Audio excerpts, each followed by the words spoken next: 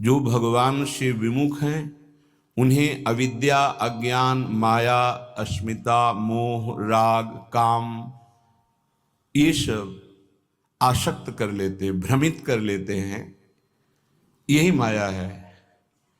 अपने को देह मान लेना भ्रम, अपने को कर्ता मान लेना भ्रम, अपने को भोक्ता मान लेना भ्रम, अपने को स्त्री पुरुष जड़ चैतन्यवत संपूर्ण नानात्व, ये सब भ्रम।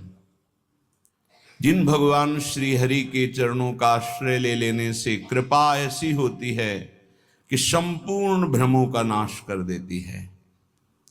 नाम रूप लीला धाम, ये विश्वास कीजिए, संपूर्ण ज्ञान, संपूर्ण प्रेम, संपूर्ण योग इससे प्राप्त हो जाता है। अपने ज्ञान मार्ग में भी चले हैं, योग मार्ग का भी यत्किंचित गुरु कृपा से ज्ञान है, लेकिन जो विश्राम, जो परम लाभ, जो परम सुख प्रियाजू के गोरे चरणारविंद के आश्रय से वो अन्यत्र कहीं भी किसी भी साधन में झलका भी नहीं। 20 वर्ष कभी आंसू आए हों ऐसा स्मरण नहीं है। किसके लिए? वो मैं ही हूं। बड़ा कठोर वैराग्य में जीवन पर कहीं भी वो आनंद नहीं जो अनायास बिना प्रयास के गोरे चरणारविंद के भरोसे पे आने पर हो गया। इसलिए बड़े धन्य भाग हैं जो अपनी श्रवणेन्द्रिय को बचा करके नाम रूप लीला धाम में आसक्त करते हैं चित्त को। नहीं तो ऐसी ऐसी चर्चाएं होती हैं जिनका कोई मूल आश्रित तो नहीं है और साधक भटक जाता है। और भटकते भटकते जब चित्त को निज आनंद नहीं मिलता तो फिर वो भोगों में ही रत रहता है। श्रीपाद प्रबोधानंद जी महाराज कह रहे हैं, ये सबके लिए बहुत ग्रहण करने योग्य बात है। कोई कोई श्लोक होते हैं स्थिति प्रज्ञ के लिए ही, कोई होते हैं धामवासी निष्ठावान के लिए। ये श्लोक सार्वभौम सबके लिए है। कह रहे हैं, स्वकर्मो स्रोतो भी सततम वितश्चालित ममुम।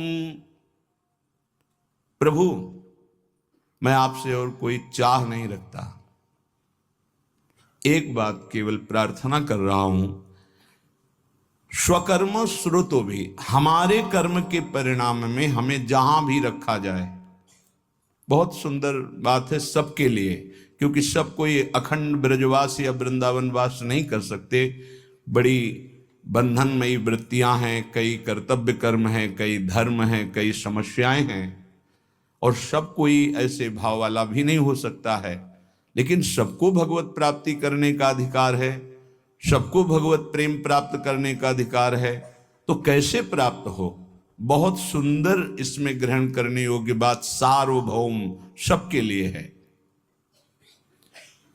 पहली बात तो यह समझना है, इस विश्व ब्रह्मांड में भगवान और भगवान के भजन के सिवा कोई तुम्हारे कर्म का नाश नहीं कर सकता।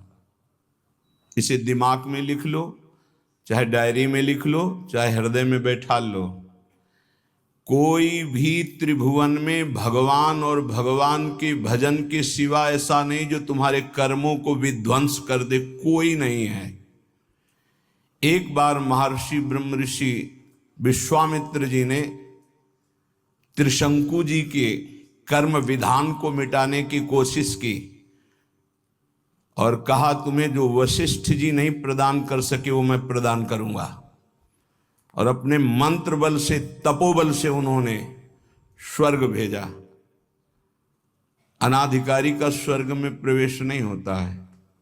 अगर वो पुण्य बल से अधिकार भी प्राप्त कर लिया है लेकिन ब्रह्म ऋषियों की अनुमति नहीं है तो भी नहीं होगा। वशिष्ठ जी ने नकार दिया था त्रिशंकु को, विश्वामित्र जी ने भेजा, वहां से धक्का लगा के वापस किया गया। वो खोपड़ी के बल उल्टे टंग गए। तो उनका रुको, मैं नई सृष्टि प्रकट करता हूं। उन्होंने कुछ नई सृष्टि की रचना शुरू की। जिस तप बल का संग्रह कर रहे थे, मेनका ने आके उस सारे तप बल को चौपट कर दिया। उन्हीं से शकुंतला का प्रादुर्भाव हुआ, जिससे दुष्यंत पुत्र महान बलशाली भारत भाग्य विधाता प्रकट हुए हो। भरत जी उनका नाम, जो बाल्यावस्था में अश्व संचालन विद्या, राज्य विद्या सब ऋषियों से सीख चुके थे, संपूर्ण राज्य विद्याएं, और सिंहों के बालकों के साथ बलपूर्वक युद्ध करते थे। मेनका अप्सरा ने कुछ ही मिनट में उनके मन को अधीन करके सारी शक्ति क्षीण कर दी। आज भी त्रिशंकु उल्टा टंगे हुए हैं शास्त्र विधान के अनुसार। कोई किसी के कर्म को मिटा नहीं सकता, केवल भगवान और भगवान का नाम जप भजन ये बैठा लो। चाहे जहां भाग के चले जाओ, माया के नाटक के सिवा सत्य वस्तु केवल श्री भगवान है। वो खुद अपने श्रीमुख से कह रहे, मामेव ये प्रपद्यन्ते माया में ताम तरंतिते। इसमें किसी का कोई तर्क काम नहीं करेगा। इस शरीर के बनते समय जो भाग्य में लिख गया, जिस अवस्था में जो कष्ट भोगना है वो पक्का है। अगर कोई कम कर सकता और मिटा सकता है तो एकमात्र भगवान नाम और भगवान की शरण, ये आप बिल्कुल स्वीकार कर लीजिए। भटकने की कहीं जरूरत नहीं। किसी भी जंत्र मंत्र तंत्र की ऐसी सामर्थ्य नहीं कि भावी को बदल सके, प्रारब्ध को बदल सके। हाँ, हरि है ऐसे, तुरत विभीषण पाछे मेला, सन्मुख राम सहयो सोई सेला। भगवान सामने आकर करो सदा तिनके रखवारी, जिमि बालक राखे मातारी। इस पे हमारा कोई तर्क नहीं है। वो कर तुम अकर तुम अन्यथा कर तुम है, वो सब कुछ बदल सकते हैं। बस एकमात्र भगवान और उनका भजन। श्रीपाद प्रबोधानंद जी यहां कह रहे, बहुत स्वीकार करने योग्य है, मंगल हो जाएगा। स्वकर्म स्रोतो भी, हम आपसे प्रार्थना नहीं करते कि हमारे कर्मों के परिणाम का नाश कर दो, मत करो। मेरा कर्म मुझे प्रेरित करके जहां रख रहा है, कर्म के अनुसार ही वास मिलता है, कर्म के अनुसार ही आहार विहार, कर्म के अनुसार ही उसको दुख सुख का भोग, बड़ा कर्मों का जाल है। जहां जहां मुझे कर्म के अनुसार जन्म मिले, जहां जहां कर्म के अनुसार रहना पड़े, प्रभो जीवम यत्र क्वचिदपि नयात्यंत विवशम। ये जीव कर्म के फंदे में फंसकर विवश हो गया है, उसको भोगना पड़ेगा। अवश्य में भोक्तव्यम कृतम कर्म शुभाशुभम। भाग लो, इस जाल से बच जाओगे। हरि शरणम, भगवान की शरण में हो जाओ तो बचा लेंगे। इस जन्म में जो दुख सुख आवे भोग लो, आगे बिल्कुल निर्विकार परम पदवी के अधिकारी बन जाओगे। ये क्यों में करके वर्तमान के दुख को मिटाने के लिए आप इधर उधर भटकने की कोशिश मत करें। जहां हो वहीं नाम जप करो, फिर आप चमत्कार देखो। भले थोड़ा दुख आवे सह लो, आगे तुम्हारा बड़ा मंगल हो जाएगा। अत्यंत विवश हो गया है जीव, जब चाहता है काम क्रोध लोभ मोह मद, जब जो चाहते हैं उसको ऐसे परास्त कर रहे हैं। नाथ, क्या मेरी एक प्रार्थना सुनी जाएगी? ध्यान देना, ये बात ध्यान देने की है। जहां मैं रहूं, भारी दुख पड़े, मैं आपसे प्रार्थना नहीं करता कि मिटा देना, कर्म के अनुसार मुझे भोगने दो, पर एक कृपा कर दो। मेरी जिह्वा निरंतर वृंदावन में जिनका यश गूंज रहा है, वो राधा राधा राधा, वृंदावन वृंदावन वृंदावन ऐसा पुकारती रहे। ए भाई, बड़ी सार की बात है। इसमें क्या है? राधा राधा राधा आप उच्चारण करोगे, फिर आपको कोई दुख परास्त कर सके, असंभव। ध्यान रखना, कोई दुख ना आवे, हम ये बात नहीं कह रहे।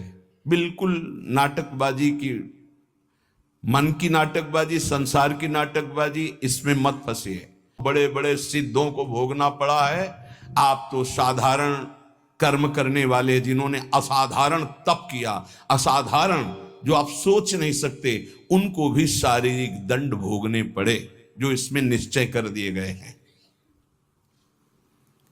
नाम यदि चल रहा है तो दुख का अनुभव नहीं होगा, ये बात ध्यान रखना। दुख की व्यथा नहीं होगी, असाध्य रोग, भारी कष्ट, भारी विपत्ति, लेकिन आपके आनंद में फर्क नहीं पड़ेगा। यदि आपकी जिह्वा में राधा राधा, आगे परिणाम दुख की निशानी नहीं रहेगी, दुख का नाम नहीं रहेगा। ये बात विश्वास कर लीजिए। जहां भी हो आप वहीं से, आप भजन में नहीं हो तो इसलिए विश्वास नहीं होगा। श्रीपाद कह रहे कहीं भी हो गए वृंदावन तुम्हारे ऊपर कृपा करेगा, पर यह जरूर है पहले महापुरुष बाद में प्रिया प्रीतम। ये पक्का, ये ध्रुव सिद्धांत है। जब कभी किसी को प्रिया प्रीतम का साक्षात्कार होना होगा तो पहले रसिक महापुरुष का दर्शन होगा, और जब रसिकों के दर्शन होने लगे तो जान लेना धाम और धामी दोनों का सानिध्य मिलने वाला है। भाई जी के प्रसंग में एक आता है कि एक कल्याण पत्रिका अंग्रेजी से छपती थी, कल्याण अंक जैसे निकलते से, तो वो कोई विदेशी पढ़ता था।